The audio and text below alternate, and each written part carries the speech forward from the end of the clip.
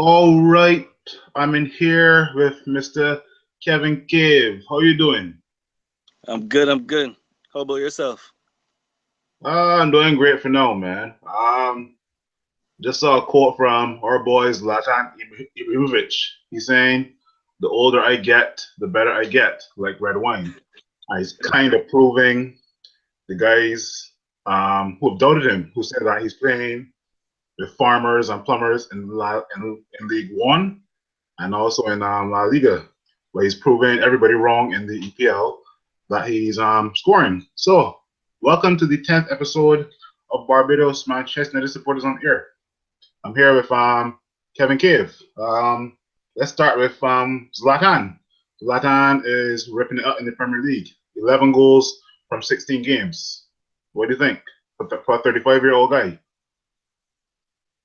Um, that's pretty impressive. And like you said, 35 years old. Like that's unbelievable for someone his age. And and you know, it's even a surprise for me too, because when he first came to the Premier League and he was on fire, I was like, yeah, it's doing pretty good. But then the goal started to drip after a while, and had me a bit worried. My battery low, right? So that's why the camera shut off. But nobody ain't trying to see my ugly face anyway. So, Yeah, that was okay. so right. So when the goal started to drip, I started to get worried, and I started believing what everybody was saying. Like, oh, he too old for the Premier League, too physical, blah blah blah. And then when I checked the stats, he had like the most shots on target or the most shots, but he wasn't converting them. So I started to get worried. But no, he's back on a ripe streak of scoring. Yeah. I think he has like 4 goals in his last 5 games or something like that. I think it's 6 and 6 actually. 6 and 6. Oh, even better then. I think so though, but you know, whoever's going to be watching this, don't quote me on that. Do the Yeah. research yourself, but I think it's 6 and 6. So that's pretty impressive. That he's proven everybody wrong. He actually started. I think I was starting to get some gray hairs when I saw the dry spell. So my hair is starting to turn back black. So that was good. Yeah, but but there's something very he reminds me of Eric Cantona, back in. the attitude, the confidence. Yeah, This definitely. dude is oozing with confidence, with attitude, determination. Just a positive vibe, surrounds Zlatan, and you can see the team is feeding off of it too. So yeah, glad to see that he's proving everyone wrong, and I hope he keeps it up for the rest of the season and give these youngsters a run for the money for the golden boot. It'd Well, be great yeah. if you get it. Well, I think he's two behind Diego Costa, and he's Yeah, one behind Alexis Sanchez. But he has been part of the reason why Man United have been turning these these draws into wins. Because there was a time when Man United would draw more than Picasso, draw, and then we turn these draws into wins. And yeah, I like to see these wins though, because it makes you as a Man United fan feel really really good. Because the frustrating thing is that we have the team, we have the players to become one of the most dominant forces in world football again.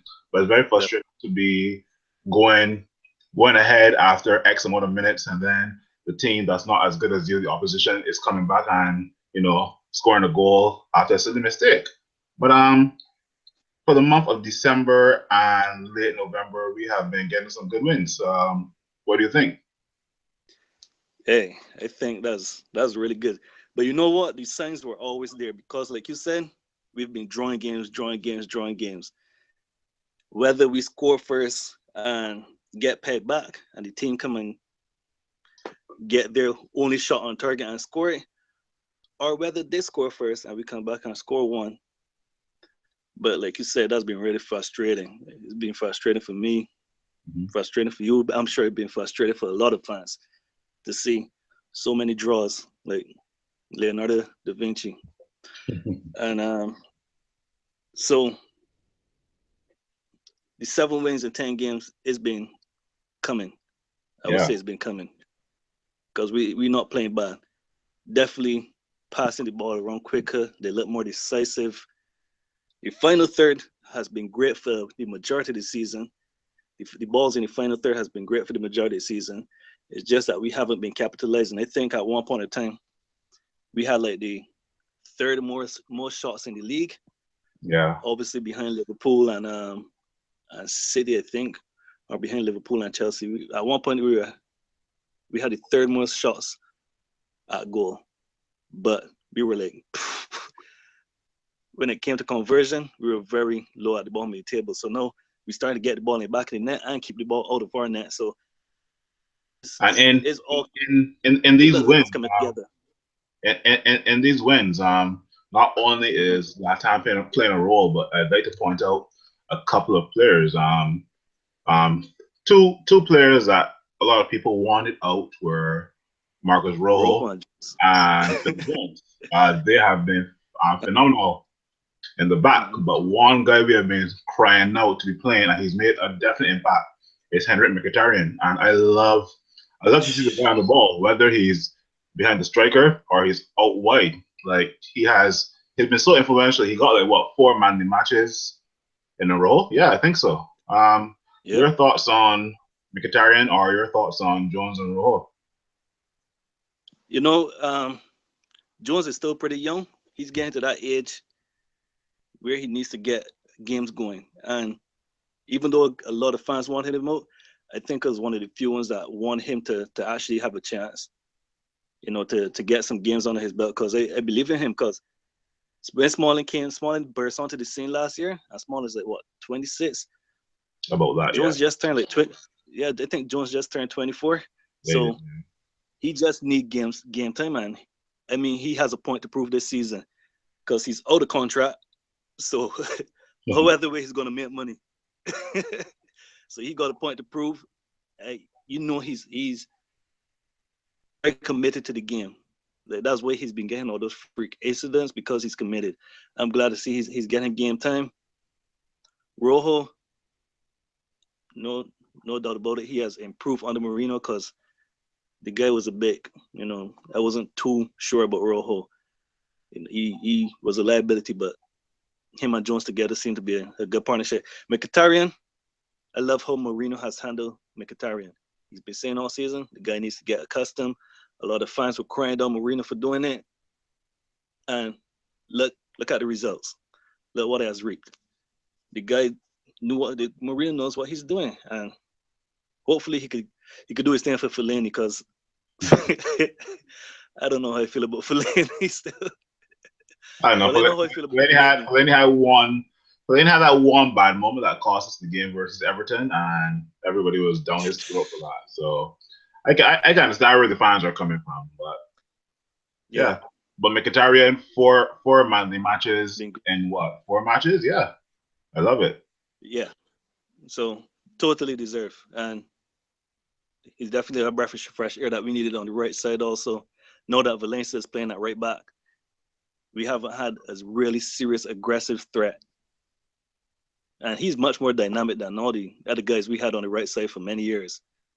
It's like a mixture between Mata and Valencia just in one person, because he got the acceleration, he got the speed. Exactly. Got the moves. He always seems like he's a step ahead of everyone else. What do you think about him? Well, Mkhitaryan, like, yeah, in my opinion, he is. This is just my opinion. I think he offers more than Juan Mata, and I love Juan Mata, but Juan Mata, in my opinion, is depth to Mkhitaryan. If Mourinho starts both of them, sure. If Mourinho starts one or the other, sure. But Mkhitaryan's technical ability and tactical ability is there for all to see. In the games against Spurs, against Everton, even though we drew 1-1, and against FC Zora, you can see that this guy wants to play and he knows how to play. But like, yeah, I want to play every single game. Hopefully, the injury isn't too serious.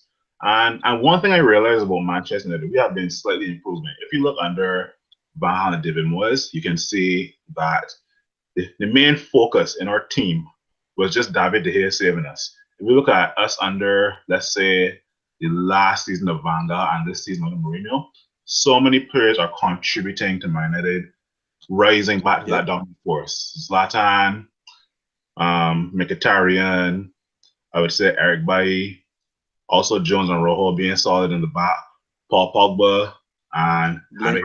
and one guy I can't forget Oh, who he is. right. He's been at Manchester United for a very long time. I would say Mkhitaryan.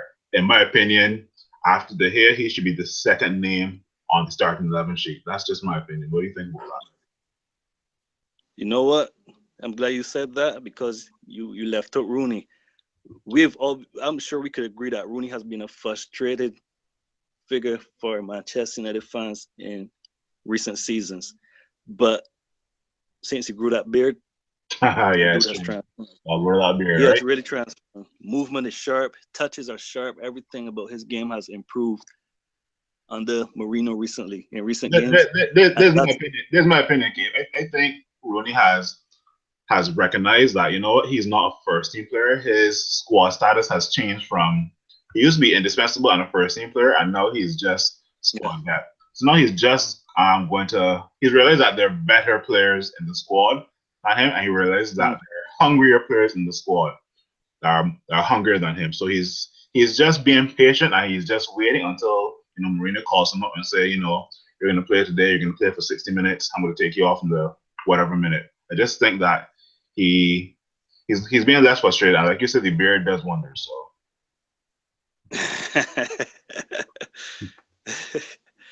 Yeah, I agree. I Yeah. agree. Maybe he could be thinking that. Who knows? I'm just enjoying how everyone is playing right now. The team is really playing like a team. The only person that looks a little suspect is Darmian because he's losing a lot of one-on-one Yeah. battles, and he's getting pushed off the ball easily. He's getting beat easily. He's the only worry right now in the team. But with a fully fit squad, we're gonna be up in there for the title. Well, moving on to that, like I know we have been playing with a lot of swagger and we're getting all these wins. And in my opinion, we've been one of the most informed teams in the Premier League. But is the title out of our reach? Like I know we gotta hope for other teams, have bad days and us drop points. But is the title impossible per se, in your opinion? Um, 60% for me is saying it's impossible. 40%, that's more than enough hope. Because the way we played against Chelsea, I that was a brutal showing. Hopefully they won't be able to do the double on us, but I don't know if we'll be able to beat them. So to say we can win the title still is going to be a really stretch. That's a really stretch prediction. Well, Prediction. I don't mean if we can win the title. I mean, like, can we still challenge for it? Because right now we're 13 points off the lead, and I think we are 3 points or 4 points off of top four position. So let's okay. Four Let's points. be more, let's be more realistic. What do you Four think of points our out second, I chances think. of second? Yeah, I think City just went into second with Liverpool. They both got 34 points, but Liverpool has a game in hand. Oh yeah, true. Okay, well, in your opinion, what do you think? Like top four is a more reasonable goal, right? Yeah, Okay, I think we could. I think we could. Actually, I still think we could get in the top three top three. Okay. if we could keep this farm going and if we could keep improving bit by bit. If more people can contribute goals, we could definitely get in the top three. Maybe push for second, and maybe make Chelsea uncomfortable. So, because the game against Manchester City, even though we lost to them, I wasn't impressed with Manchester City per se. They were impressive in the first 30 minutes, but then after that, Mourinho got things changed around, and we had more chances, we had better chances, but just weren't converting them. Against Arsenal, just we were very close to beating them. So I'm not too convinced. I'm not too worried about Arsenal. We beat Tottenham, Liverpool, even though they were scoring goals for fun, they Yeah. didn't get in against us. So the guys that are ahead of us, I'm not too worried about. Okay. Well, Um. except for Chelsea. So I believe we could finish it in top two, top Okay. three, I, top three. I was talking about the title challenge, but in terms of some of the youngsters, because a lot of people at the beginning of the season were saying they're saying a lot of things. They're saying Zlatan won't cut it. They said Mourinho won't play Mata. They said Mourinho won't play any youngsters. But this season Mourinho has featured a lot of youngsters. Rashford, Martial, you guys, boy Lingard. Yeah. What do you think? What do you think about that? If they're good enough, they're old enough. That's the philosophy for playing youngsters. If they're good enough, they're old enough. Because Rashford, when he gets a chance to see the damage that he does, Martial, the same thing. Jesse Lingard, even though he's still a bit frustrating, but his movement when we're in the airspace, his movement of the balls and his speed, defense. So hey, if they can get the job done, but one person that we really haven't been talking about is Memphis Depay. Wow. That's a worrying person right there. I think Memphis Depay is going down the same line as Angel Di Maria. He's he's getting frustrated that he's not getting any play. I can see him maybe just maybe off in the summer because right now he's below the pecking order. He's below Mkhitaryan, Mata, Martial, even Lingard of all people. Lingard. Do this. But you know what? On to Sutherland. And let's just wrap it up with a prediction. I think we have Sutherland on, is it Boxing Day? I think we have Sutherland on Boxing Day. Yeah. So Sutherland come to Old Trafford, and what are your predictions for that match? We need to spank Sunderland because Moyes did a lot of shit at. I was supposed to cuss, right? That's okay because Moyes did do a lot of shaving cream, so yeah. Yeah, Moyes did a lot of shaving cream during his time at United. So we need to spank Moyes. First chance we get. Him and his team need a spanking. I believe we could keep a clean sheet because you don't know Moyes' team is going to sit back. Those guys are going to keep Jeremy Defoe pretty quiet up front. So I'm predicting probably like a 2-0, 1-0 because it's going to be hard to break them down. Okay, well, we won't welcome back David Moyes to the Theater of Dreams, and I'm going for a 4-0. A 4-0. Yeah. But you know what, Cave, it was nice having you on, and thanks for coming through. And have a Merry Christmas and hopefully a blessed 2017. Yes, thank you. Merry Christmas to you and all Manchester United fans that will be watching this, and all haters too that will be watching this. Have a Merry Christmas, Happy New Year. Yeah, Prosperous so Merry Christmas to all my United fans, and this has been Barbados Manchester United supporters on air.